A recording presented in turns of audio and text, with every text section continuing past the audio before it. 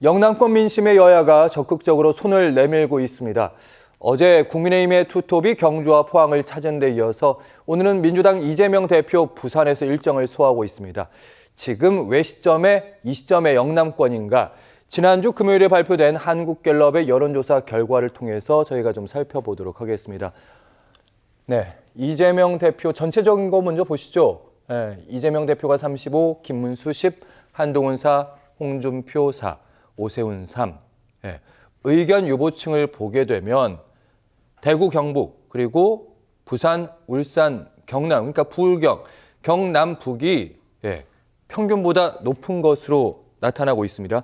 충분히 흔들 만한 지점이 있다. 그래서 이재명 대표도 방문한 것이고 흔들리고 있으니까 국민의힘 지도부도 지금 찾은 거고요. 자, 김대현 평론가님 어떻게 느끼시는지. 그런데 이제 여당은 좀 걱정이 되는 거겠죠. 지금 윤석열 대통령에 대한 탄핵 심판이 조만간 결론이 내려질 상황에 놓여 있고, 야당의 이 어떤 탄핵과 계엄과 관련된 공세 프레임이 지속되면서 당의 지지율이라든가 아니면 이제 당을 지지했던 전통적 지지층마저도 약간 지금 현재 이 당에 대해서는 비토의 감정이 좀 생기고 있다. 그렇다 보니까 현재 국민의힘을 지지하거나 혹은 국민의힘에서 조기 대선에 치러질 경우에 출마할 예정자들에 대한 지지사에 대해서 약간 주춤하고 유보하는 이런 상황이 이어지고 있는 거죠. 예. 그러다 보니까 그것을 여당에서는 위기감으로 받아들이고 있고, 야당에서는 틈새가 보인다, 공략하자, 이런 관점으로 접근하고 있는 상황인데, 결론적으로 말씀드리자면 조기 대선이 가시화된다면 영남은 다시 보수 정당 후보로 지지세가 온전히 모아질 것이라고 봅니다. 역대 모든 선거에서 그랬고, 그것을 예외적으로 이재명 대표가 틈새를 노리고 공략하고 있지만 그 결과는 예상보다 굉장히 미미한, 아주 저조한 이런 성적표를 받아들이지 않을까, 이런 생각이 듭니다. 자, 현재 스코어만 놓고 보면 좀 전에 저희가 여론조사 표도 봤습니다만, 여러 사람을 한꺼번에 여야를 가리지 않고 조사하는 대선 후보 조사는 이재명 대표가 월등히 높아 보이기 때문에 이건 뭐 압승인가, 이런 착각을 불러올 지점도 없지 않아 있습니다만, 실제로 대선은 여야, 특히 국민의힘과 민주당 양자 대결 구도로 치러질 것이기 때문에 결국은 이재명의 35대 나머지 후보의 약 한 30% 원절이 되는, 결국은 지금 양자로 놓고 보면 조기 대선이 열린다는 가정하에 어떻게 될 것인가로 상황을 바꿔서 전개해 보면 영남도 궁극적으로 보수 진영으로 갈 거고, 그렇게 되면 다시 팽팽한 5대5 선거의 대선이 치러지지 않을까, 이렇게 보는 게 맞을 것 같고, 이재명 대표가 만약에 민주당의 후보가 아니라면 지금 여세를 몰아서 민주당이 상당히 좀 낙승을 할 수 있는 조기 대선이 예상됩니다만, 이재명이 있음으로 인해서 국민의힘도 해볼 만한 대선이 되지 않을까 싶습니다. 네, 김대현 평론가님 분석에 많은 부분을 이제 공감을 하면서, 평시였다면 다시 한번 대선이 치러지게 된다면 다시 영남은 이제 보수 쪽을 선택할 것이다, 이런 분석을 충분히도 할 수 있을 것 같은데, 평시가 아니라 내란 사태가 있었던 상황이기 때문에 지금 원래 내란에 대해서 옹호하는 쪽도 있고 내란에 대해서 불쾌하게 생각하는 쪽도 있을 텐데, 불쾌하게 생각하는 쪽은 이재명 대표를 혹시 조금 더 선택할 수 있지 않을까. 왜냐하면 지난 대선에서 0.7% 정도 차이가 났는데 그거를 좀 더 벌려줄 수 있는 표 차이까지 이재명 대표가 가져갈 수 있지 않을까. 영남에서 어떻게 보시는지. 그러니까 지금 국민의 절대 다수가 평가하는 기본적인 상수의 잣대, 그것은 계엄과 계엄으로 인해서 벌어졌던 지금 탄핵 사건, 이게 판단의 굉장히 중요한 기준과 중심점에 있습니다. 그런데 이것이 정리되고 나면 그 다음에 어떻게 될까요?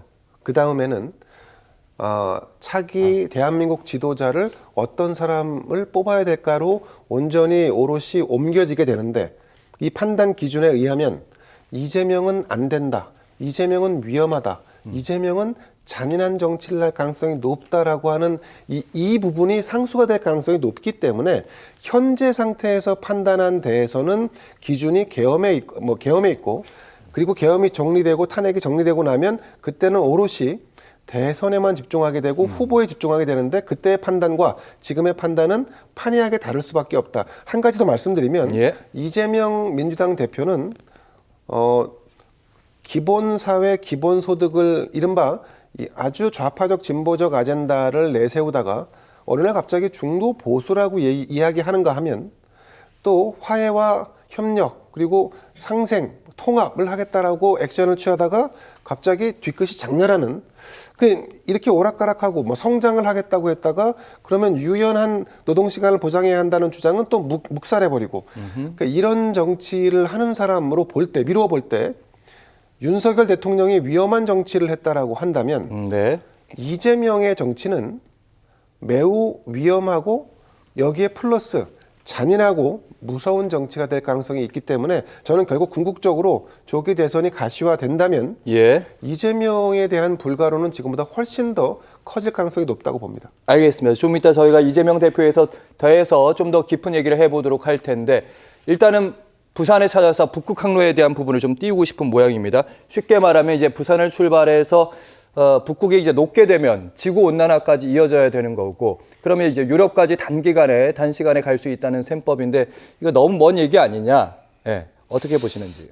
일단은 뭐 단순한 뭐 북극해 항로에 대한 이야기는 아니고요. 예. 앞서 얘기하셨다시피 이재명 대표의 어떤 그 영남권에서 특히 이제 PK에서 지지율이 다른 지역에 비해서 유독 낮아요.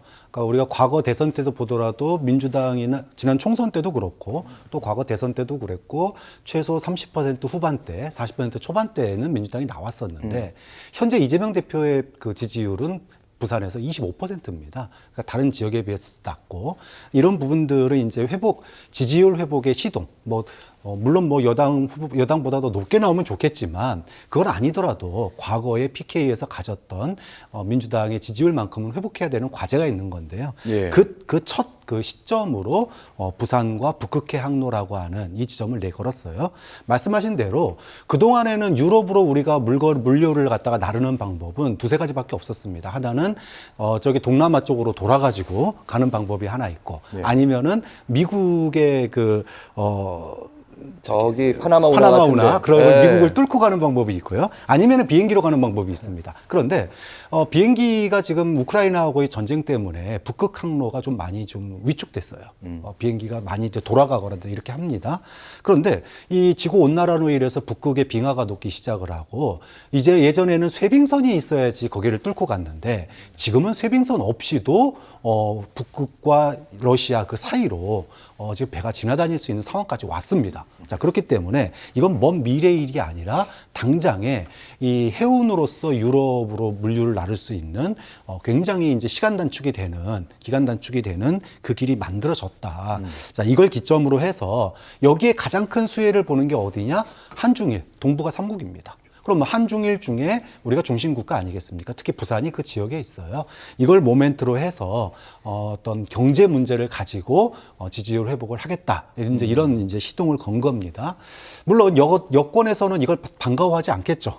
지금 부산이 원하고 있는 글로벌 허브 도시 특별법, 또 예. 사는 부산 이전 이거 하라는 건 왜 안 해주고 딴소리 하느냐? 당장 급한 것부터 해결 못 하면서. 그렇죠. 이런 예. 얘기입니다.